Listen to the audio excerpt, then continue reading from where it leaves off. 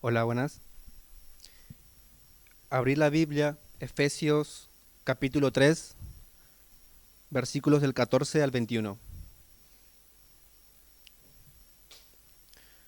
Por esta causa doblo mis rodillas ante el Padre de nuestro Señor Jesucristo, de quien recibe su nombre toda la familia en los cielos y en la tierra.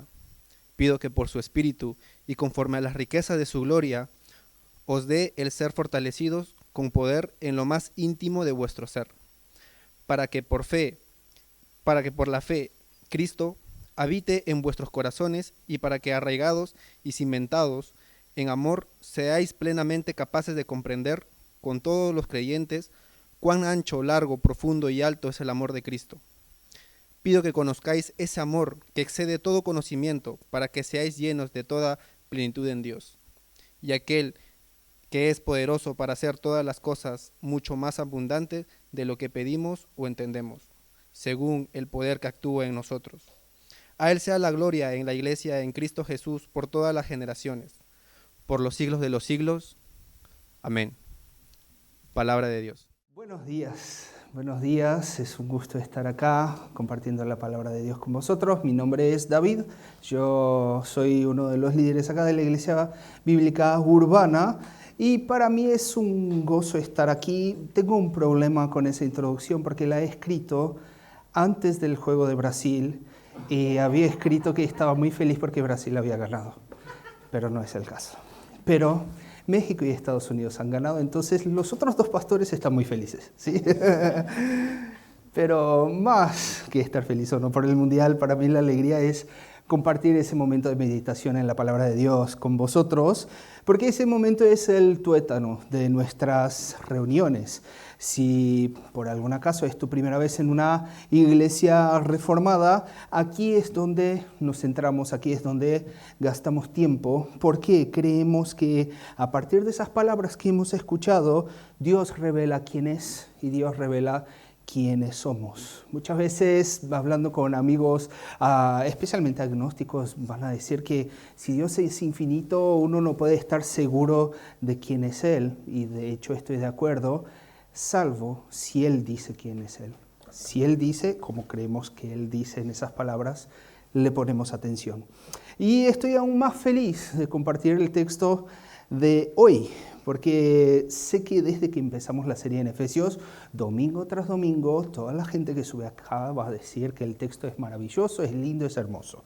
Pero lo hacemos porque de hecho lo es. Esos textos son maravillosos. Y ese texto es fenomenal porque moldea lo más profundo de nuestra creencia. Tienes conceptos que son muy basales. De hecho, acá hay una de las frases que más repito en mis oraciones, pero no la voy a spoilear, ya la van a escuchar.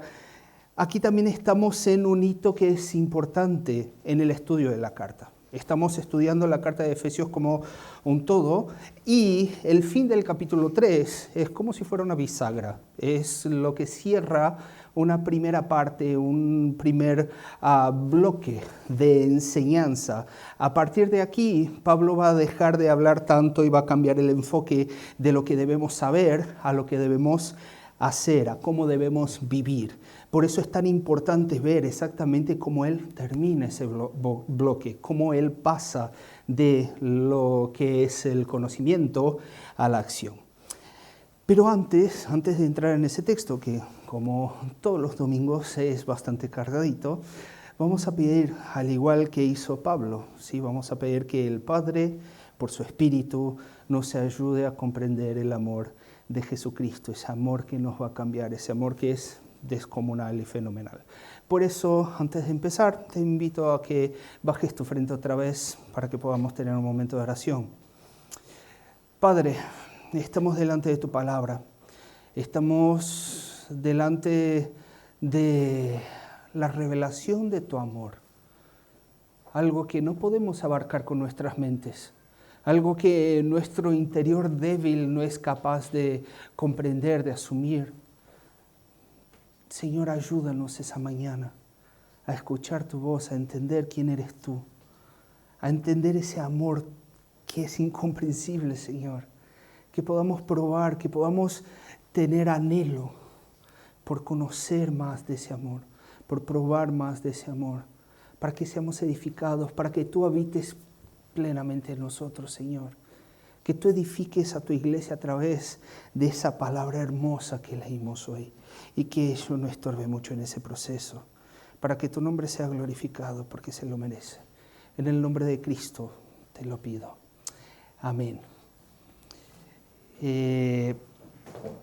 Hay una expresión aquí en España que me parece completamente fenomenal, una expresión que la conocí cuando me mudé acá y la expresión es no me da la vida. No me da la vida. Es una expresión, una manera muy sencilla de decir que uno está saturado, de decir que uno está sin capacidad de tiempo o sin capacidades personales de cumplir con algo o de abarcar a algo de manera adecuada, ya sea una actividad, ya sea una responsabilidad, puede ser para cosas buenas, para cosas difíciles, puedes decir cosas como no me da la vida para ver todos los partidos del Mundial, porque de hecho es bastante difícil, pero también puede ser para cosas más duras de la vida.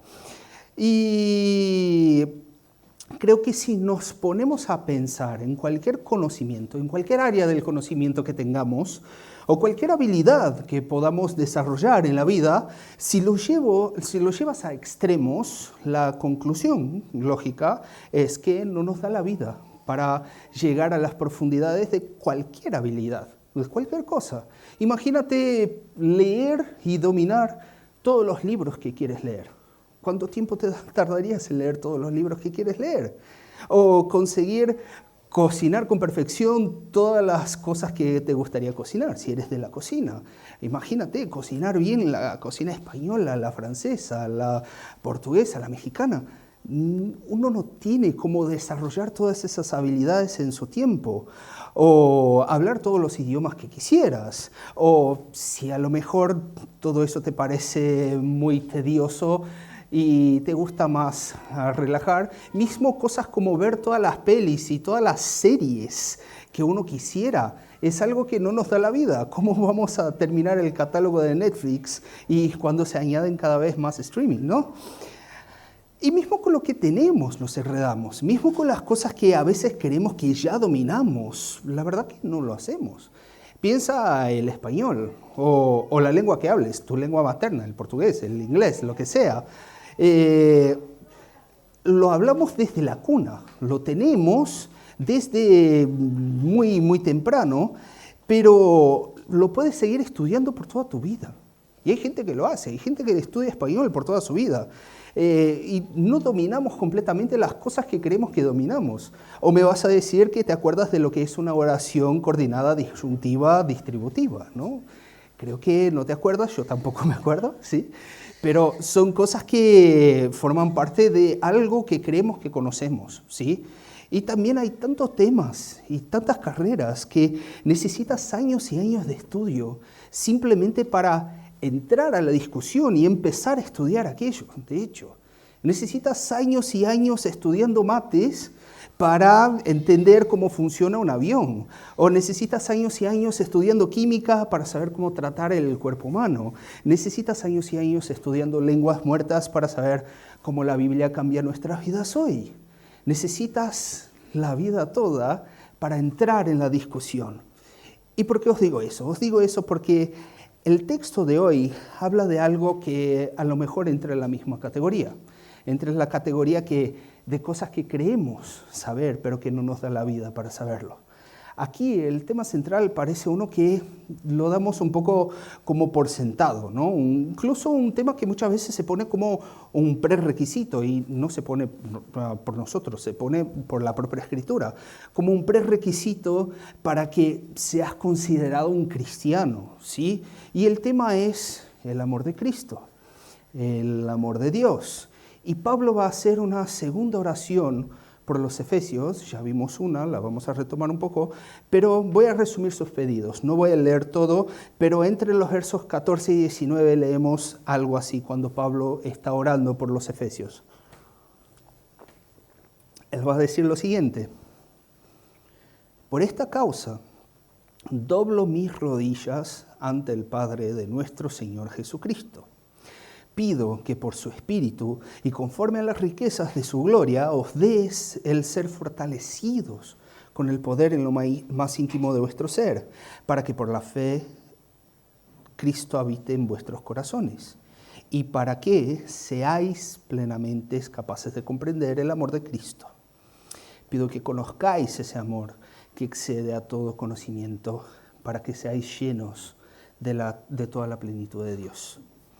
Vamos a empezar por el comienzo, porque aquí Pablo está haciendo algunos pedidos curiosos. Si os acordáis de lo que venimos hablando en Efesios, de lo que hablamos en esos 3 primeros capítulos, Pablo ya había hecho una oración por esos hermanos en el capítulo 1, y el tema de esa oración, en ese momento, lo que había hecho, lo que había pedido es que Dios les dé la capacidad de entender la absurda proporción del poder de Dios, un poder que es descomunal.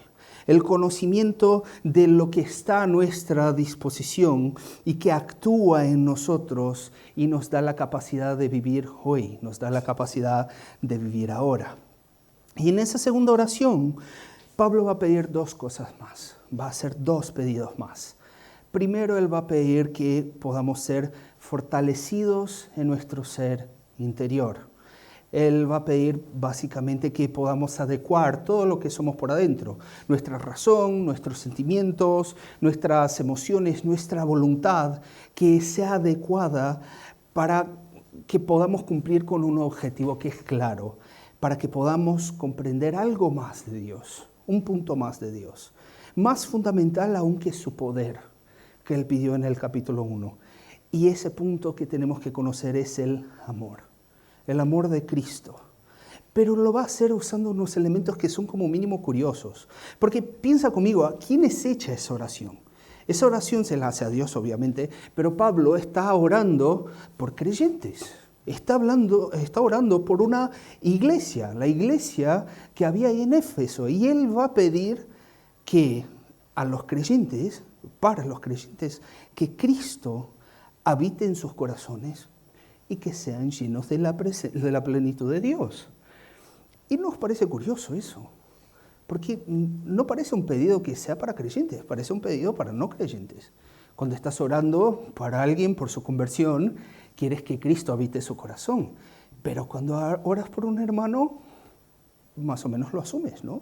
Que Cristo vive en su corazón. Porque esos son los elementos que definen un creyente. Si Cristo no habita en tu corazón, no eres creyente. Si Cristo no habita en tu corazón, Romanos 8 va a decir si el Espíritu no habita en ti, entonces no eres creyente, no eres de Cristo, ¿sí? Ahora, ¿por qué Él está haciendo eso? ¿Por qué está poniendo de esa manera? Porque una cosa es tener una realidad en tu vida.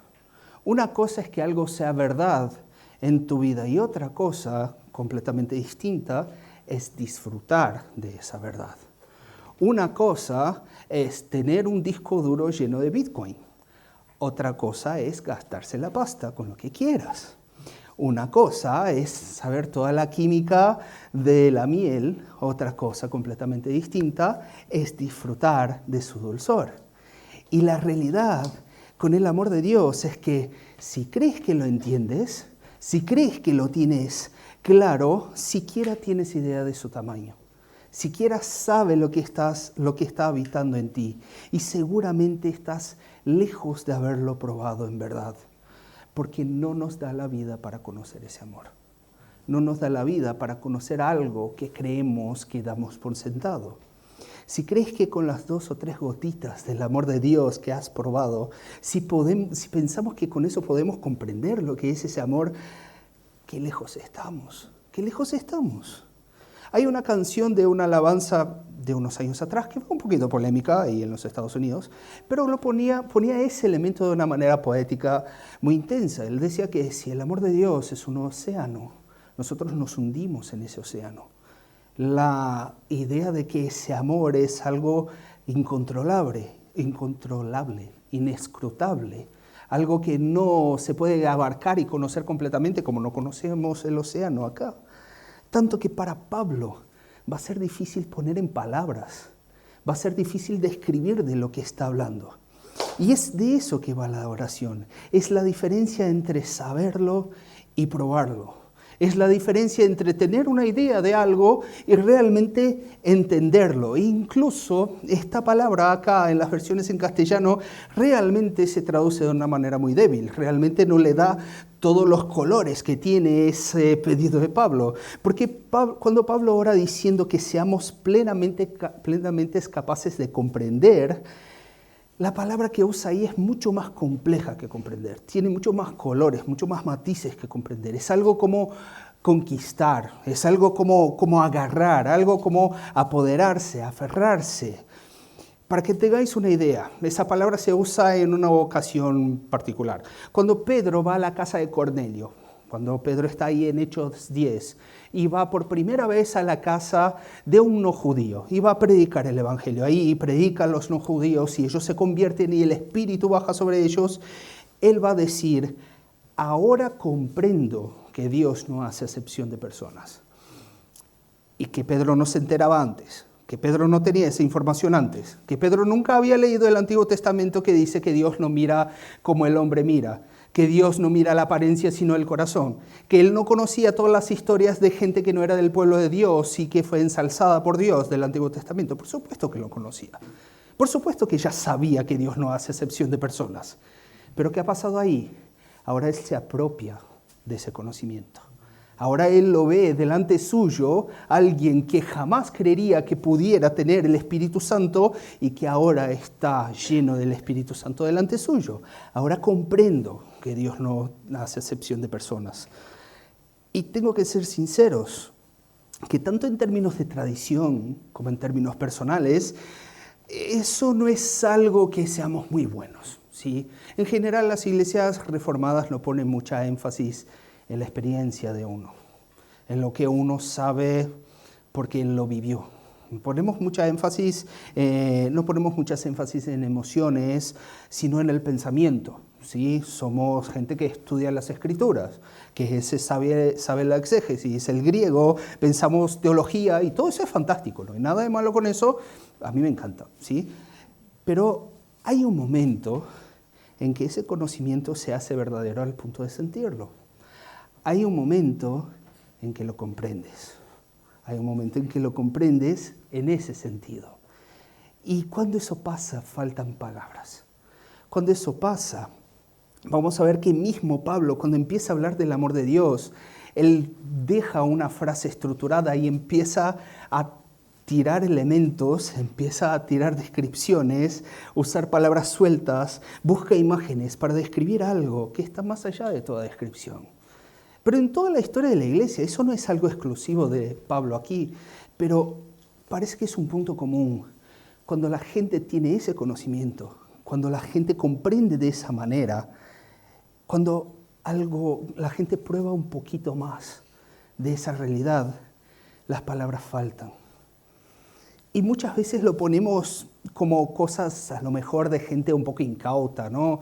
La gente que a lo mejor no ha estudiado mucho, entonces se entrega a las emociones. Pero no es el caso. Pablo era un tío que conocía mucho, había estudiado mucho, había estudiado con la referencia de teología de su época. Pero quiero citar una experiencia que es bastante famosa, a lo mejor ya la has escuchado, pero refleja muy bien ese punto. Porque hay un científico, un filósofo francés en la historia, muy famoso, llamado Blaise Pascal, que seguramente si eres de física lo conoces porque es la unidad de presión, obviamente, pero también en filosofía tiene libros como Los Pensamientos, que son muy conocidos, y en él fue encontrado un papelito escrito por él, después de su muerte, describiendo una experiencia así, una experiencia de probar algo así. Y él era un tío muy erudito, era un tío sabio en todo sentido, era un tío que manejaba muy bien ciencia, filosofía, matemática, lo que sea.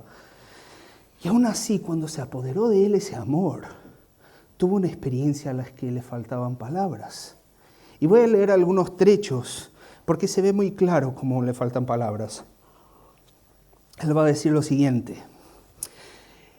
El año de gracia de 1654, lunes 23 de noviembre, desde cerca de las 10:30 de la noche hasta cerca de 00:30, y él va a poner simplemente una palabra, fuego, fuego.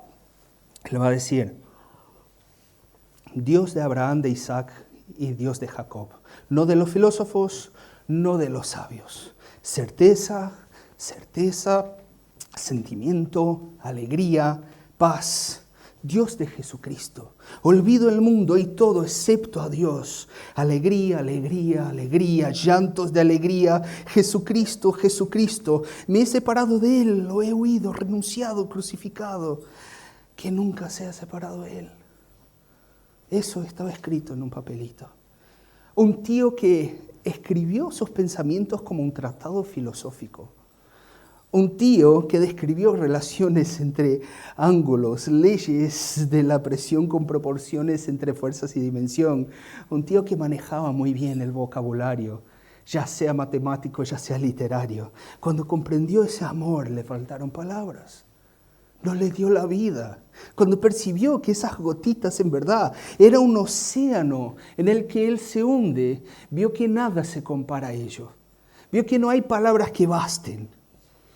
Y sinceramente, mis hermanos, la pregunta obvia que tenemos que hacernos hoy, y en plural lo digo, porque me incluyo, por supuesto, es si de hecho tenemos esa comprensión.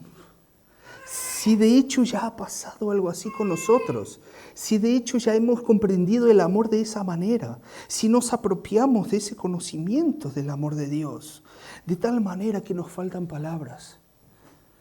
Si Cristo no es solamente algo al que añadimos, algo a que añadimos a nuestras muchas aficiones, sino un amor que nos deja sin palabras, que nos hace olvidar cualquier logro, pero también cualquier pena, que cambia el objetivo de nuestras vidas, algo que va más allá de lo que podemos describir y de lo que hemos probado en cualquier otra situación.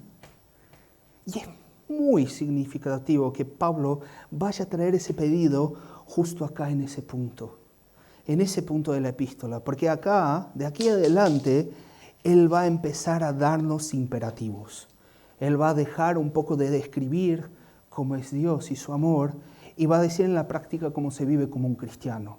Lo que debemos hacer, tanto en comunidad, como en casa, como en uno mismo, con su relación con Dios. Pero nada de eso, ningún imperativo, ninguna regla, ningún mandamiento tiene sentido sin ese amor, sin probar, sin entender de ese amor. Es el amor que habilita la acción. Es probar ese amor que nos permite vivir de hecho como Cristo pide. Porque si probamos de ese amor, no tiene sentido no querer bien o no querer el bien de aquel a quien ahora amamos. Si entendemos ese amor, no tiene sentido no querer que a ese a quien nos ama y a quien amamos, que Él sienta gozo en nosotros. Porque Él nos ha amado primero, como dice el apóstol Juan. Y usando una definición de un especialista en Efesios llamado Harold, alemán, Harold Honner, el amor aquí no es amor de, abrazos y besitos o lo que sea. El amor aquí es buscar el bien mayor de aquel que es amado. Vemos el amor de Cristo buscando el bien mayor de aquellos a quien Él ama, de nosotros. Y por eso lo amamos, a punto de buscar su bien, a punto de buscar lo que le hace feliz, que es que le obedezcamos.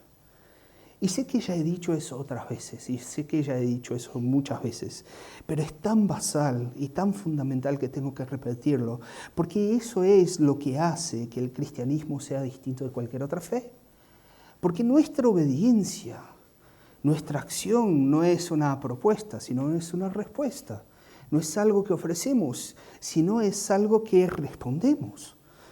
No es basada en el miedo de una punición. No es basada en el orgullo de alcanzar una aprobación, un nivel de que otros a lo mejor no tienen. No, es porque probamos ese amor que actuamos. Es porque ese amor ya está ahí. Esa aprobación ya está ahí. Es porque esa seguridad de que no hay más condenación ya está ahí que podemos finalmente actuar, que podemos finalmente obedecer, que podemos ir a la segunda parte de esa epístola y escuchar lo que Dios se siente feliz cuando hacemos, ¿Cuáles son todas esas buenas obras a las que Él nos predestinó, como dice el capítulo 1? Y en los versos 18 y 19 vamos a ver cómo Pablo se esfuerza por describir ese amor. Fijaos, Él va a pedir que seáis plenamente capaces de comprender con todos los creyentes cuán ancho, largo, profundo y alto es el amor de Cristo. Pido que conozcáis ese amor, que excede a todo conocimiento, para que seáis llenos de toda la plenitud de Dios. Bueno, en ese texto hay muchas alegorías que ya se han intentado hacer, ¿no? Esa cosa de las proporciones del amor. Pero el tema aquí no es tanto cuán amplio es nuestro conocimiento de ese amor, sino que el propio amor es amplio más allá de descripción. Es un amor que es ancho lo suficiente para abarcar a todos los que creen en Cristo. Es un amor que es largo lo suficiente para acompañarnos por toda la eternidad. Es un amor que es profundo lo suficiente como para ir a rescatarnos en las profundidades de la suciedad de nuestro pecado. Y es un amor que es alto lo suficiente para llevarnos a acceder al propio Dios, creador de cielos y tierra, triplemente santo, que estaba separado de nosotros. Está más allá de lo que se puede conocer. Está más allá de lo que se puede describir. Está más allá de palabras. Y no menos importante es que Pablo dice que es exactamente conocer de lo que está más allá del conocimiento, de conocer lo que es incognoscible, ¿sí? Es eso lo que nos hace llenos de la plenitud de Dios. Irónicamente, la manera de tener una experiencia con Dios no es buscando la experiencia con Dios. La manera de conseguir esa experiencia no es buscando la experiencia en sí, sino es buscar conocer ese amor. Es buscar aferrarse a ese amor. Es conocerlo que te hace vivirlo. Y es vivirlo lo que nos llena del propio Dios y nos conduce a eso que está más allá de palabras, a eso que no se podría explicar de otra manera. Y eso ya nos da la indicación de por qué Pablo ora para que los conozcamos junto con todos los santos, ¿sí? Lo conozcamos en conjunto entre todos los santos. Porque ese amor es imposible de vivir solo. La práctica de ese amor no es una contemplación aislada. No es tú solo con tu Biblia diciendo que amas a Dios, sino es el amor que se ve en amar a lo que Cristo amó. Es el amor que se ve en amar a los que Dios ha amado. Es amar el pueblo que Dios compró con su sangre, a las personas que Dios ha rescatado a través del sacrificio de su Hijo. Por eso ese conocimiento es siempre una experiencia comunitaria. Por eso no existe eso de conozco a Dios solo en mi cuarto. Y claro, no quiero decir que no haya un momento de solitud, no haya un momento de devocional o algo así, pero eso no es todo, eso es parte. Si quieres lo más importante, es una cosa que habilita a la otra nomás, es una experiencia comunitaria. Y entonces después de hablar todo eso, después de decir tanto sobre ese amor, después de lo que ha hablado hasta entonces acá en Efesios, de hablar sobre las bendiciones de Dios, del poder de Cristo en nosotros, después de hablar que ese Dios nos cambia como individuos y nos resucita, literalmente, que nos cambia como pueblo y nos une los que estábamos lejos, de revelar ese misterio que Dios había dejado oculto y finalmente de describir ese amor descomunal más allá de palabras y conocimiento. Después de todo eso, de tanta doctrina, de tanta teología, la respuesta final es adoración.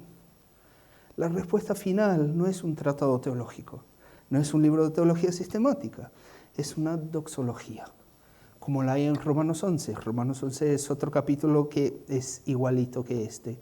Es una bisagra del libro en que Pablo termina de describir cosas tan profundas y él no puede hacer otra cosa que adorar a Dios.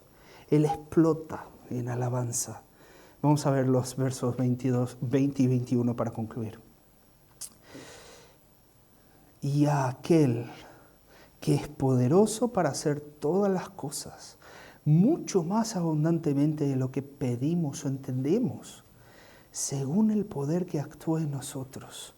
A Él sea la gloria en la iglesia en Cristo Jesús, por todas las generaciones, por los siglos de los siglos. Amén. Y me encanta esa doxología, Porque es casi como decir, a ver, ¿creéis que todo eso es increíble, que todo eso es maravilloso, que todo eso es profundo e impresionante, que todo lo que he dicho es increíble y no se puede abarcar? Bueno, eso siquiera empieza a hablar de lo que Dios es. Eso siquiera rasca lo que es la pintura de lo que es Dios. Si crees que lo entendiste, es porque verdaderamente no te das cuenta. Si crees que sabes algo, de hecho has analizado solamente a la gota de un océano entero y no te da la vida para conocer ese océano. Pero no es solamente eso. En términos muy prácticos, la doxología nos va a poner en nuestro lugar. Nos va a poner en nuestro lugar, porque en nuestras oraciones muchas veces pensamos que estamos pidiendo lo que necesitamos. Pensamos que le estamos diciendo a Dios e informando a Dios para que Él se entere y sepa de lo que necesitamos nosotros para que Él lo pueda hacer. Incluso muchas veces pensamos que pedimos algo demasiado difícil o demasiado grande, que Dios, yo qué sé, cure una enfermedad incurable o que Dios toque al corazón de una persona que ha rechazado toda su vida el Evangelio.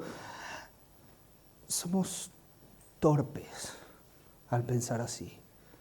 Somos torpes al pensar que podemos siquiera saber lo que pedir.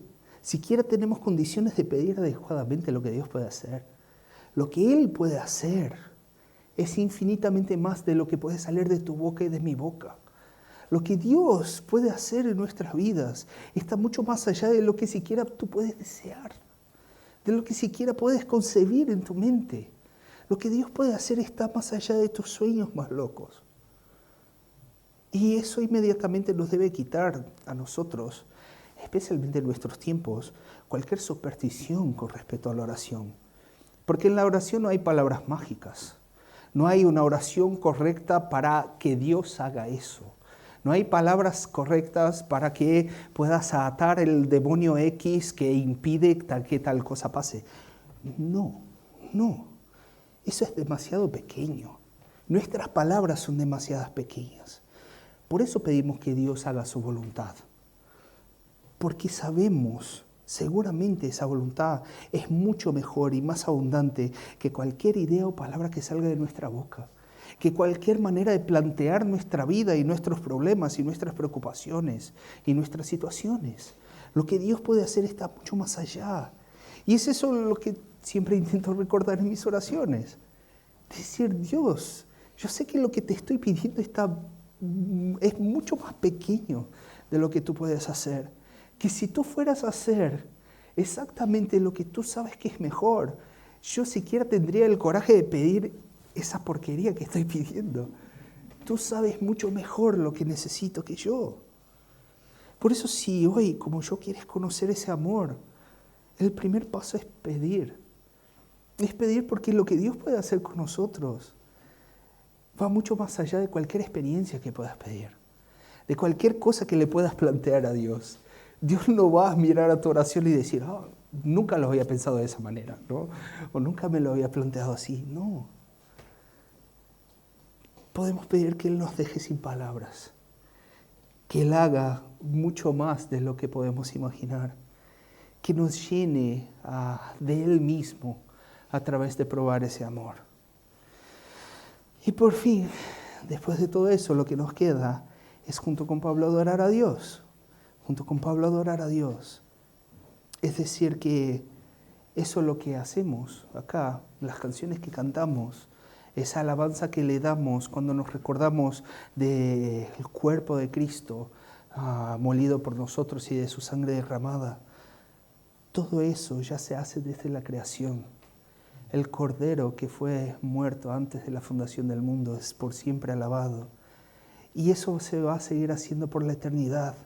Eso es algo que nuestros ancestros ya hicieron y que generaciones que siquiera van a saber nuestros nombres, porque se quedarán tan atrás en la historia que siquiera nos van a conocer, esas generaciones seguirán adorando a ese Dios.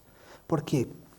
Porque su nombre es glorioso por los siglos de los siglos, por todas las generaciones.